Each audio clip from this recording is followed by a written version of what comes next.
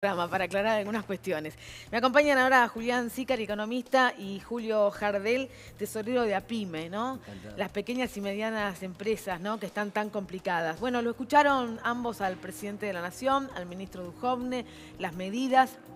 Aquí la mayoría acuerda que no son medidas que permitan el crecimiento o la generación de empleo o la producción.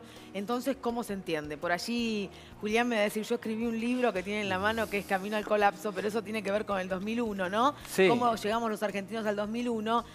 No para decir que estamos en el 2001, sino para hablar de procesos y poder comprenderlos. A ver, ¿qué opinan ustedes de este momento de la Argentina? Por eso, Rosario, creo que es importante señalar que hoy, tanto Dujovne como el presidente, en ningún momento hablaron del aspecto productivo que necesitamos recrear en nuestro país. Siguen hablándole al sector financiero, porque ellos, el endeudamiento que crearon y sus interlocutores y la fuga de divisas, pensá solamente que en 7 meses de este año, sí, nuestro país pagó por importaciones 30.000 millones de dólares. Sin embargo, en fuga de capitales, con nombre y apellido, los grandes sectores económicos de nuestro país fugaron 35.000, claro, 5.000 millones de dólares más. Es decir, aquellas importaciones que la industria también necesita, porque entendamos nosotros que buena parte de la producción necesita componentes importados. Ahora ellos abrieron la importación, endeudaron alocadamente a nuestro país en la forma que lo han hecho, cargaron en la cuenta corriente con intereses que se hacen cada vez más pesados. Entonces la PYME no está en el objetivo, no está en la mira. Es decir, para ellos la PYME, es decir, fíjate vos, nosotros teníamos rango de ministerio, teníamos una secretaría PYME donde podíamos ir a plantear nuestros problemas. Ahora las cosas se han modificado. Absolutamente. Julián, a ver, para entender un poquito en qué proceso estamos, Sí. Y tratar de no repetir historias en la Argentina. ¿Cómo ves todo esto que está pasando? Bueno, desgraciadamente veo un proceso cada vez más parecido al 2001. ¿Sí? Hay diferencias importantes, estructurales. La más importante, me gustaría aclarar a la población, es que por ahí el epicentro de la crisis en el 2001, o uno de los carriles por los cuales transitó la crisis, fue el sistema bancario. En este momento los bancos no son el problema ni son el carril de transmisión de la crisis, y porque recibo consultas todos los días de si se viene un corralito. La verdad eso que no es. hoy no el corralito no existe. Por ese lado, la población tiene que estar tranquila, Sí. no vayan a los bancos tienen dólares, ese no es el problema. O sea, por ese lado hay tranquilidad.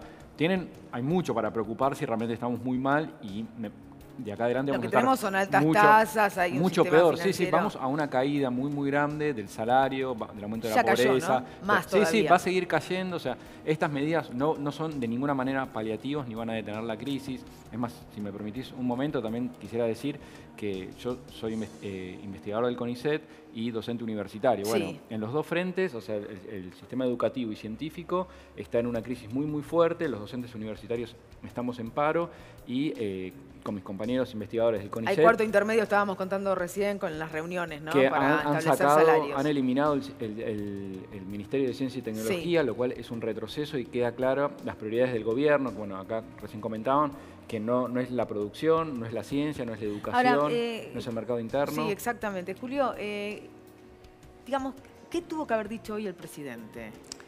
Fundamentalmente creo que primero reconocer, dejar de echar la culpa al pasado, porque cuando él habla del pasado, fíjate que ya no le alcanza la pesada herencia. Ya hoy No, es que sumó China, Estados Unidos, Brasil, Turquía y los cuadernos. Los cuadernos ni hablemos, fotocopias. Hablemos de las fotocopias que generaron para cuando el dólar les trepó un 25% en un mes. Y ojo, hay datos, y ayer Página 2 en una excelente nota hecha entre Zayat y Rulo Montenegro, Raúl de la Torre. Raúl de la Torre, perdón, Rulo de la Torre. Rulo, sí. demuestran claramente quiénes fueron los que compraban en las subastas del Banco Central a precio barato y después hacían la gran diferencia. Millones de pesos, miles de millones de pesos. La pyme, que con tasas del 60%, como recién mencionabas vos, es imposible funcionar. Nosotros hemos tenido caída del mercado interno, ¿por qué? Porque el salario fue a la baja. Fue a la baja claramente y estaba en el objetivo primordial de este gobierno. ¿Por qué? Porque decían que los mercados se iban a abrir y íbamos a poder exportar en un mundo que se cierra. Ahora, dígame, ¿por dónde pasan las soluciones? Porque la gente, la verdad que está muy preocupada porque no llega a fin de mes. Las soluciones en manos de este gobierno no lo pensemos. Este gobierno tiene un plan económico. Pero es que el gobierno tiene mandato hasta fines del 2019, entonces ¿cómo no pensarlo? Tendremos que luchar para lograrlo. Nosotros venimos denunciando la situación de emergencia de las pymes, no desde ahora. Desde febrero del 2016, donde en ese momento pudimos entrevistar al secretario que dejó de ser secretario PYME y es secretario de Emprendedorismo y Pymes, y que realmente no tiene la menor idea de lo que significa el sector. Ellos mismos reconocen que la pyme ocupa entre el 75 y el 80% de la mano de obra privada. Aún así, sabiendo esa realidad, no han tomado una sola medida. Los otros días, discúlpame un segundito, martes pasado, en una reunión donde estuvimos en una cámara amiga, es decir, una entidad gremial empresaria amiga, Mariano Meyer, que es justamente el secretario de Emprendedores, en una de esas estuvo él y el ministro de Producción, el nuevo ministro de Producción.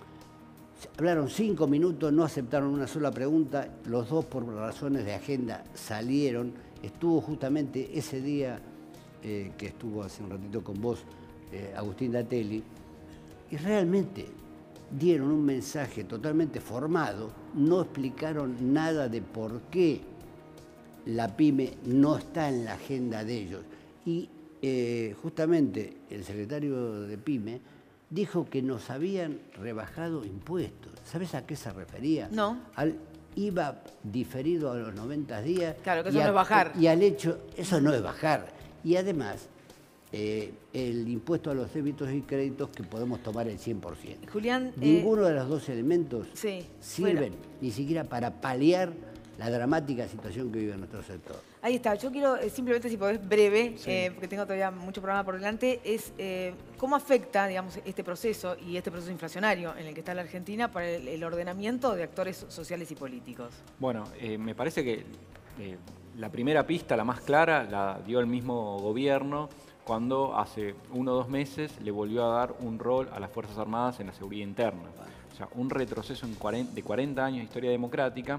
¿Por qué lo hace justamente en este contexto el gobierno? Bueno, lo hace porque el mismo gobierno está previendo una alza muy alta de la conflictividad social, de las protestas, de las movilizaciones, incluso si uno lee algunos informes que se filtran de inteligencia, de estallidos en algunas provincias. El viernes hubo intentos de saqueos o saqueos en 3 provincias del país y es una situación cada vez más dramática. Ahora vamos a una suba muy alta de la pobreza, a un desmoronamiento del consumo, del mercado interno, de la inversión, y la pulverización de los salarios, porque las medidas que está tomando el gobierno, ya sea las que anunció hoy, pero el grueso del programa económico, el objetivo es descargar los costos de la crisis sobre los sectores asalariados.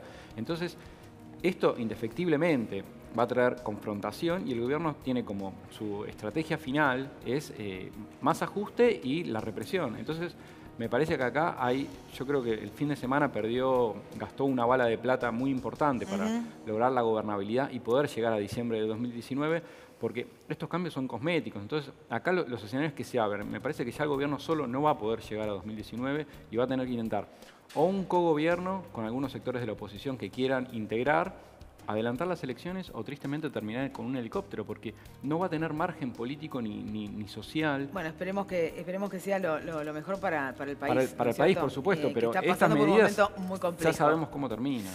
Gracias a los dos por haber venido. Te agradezco mucho.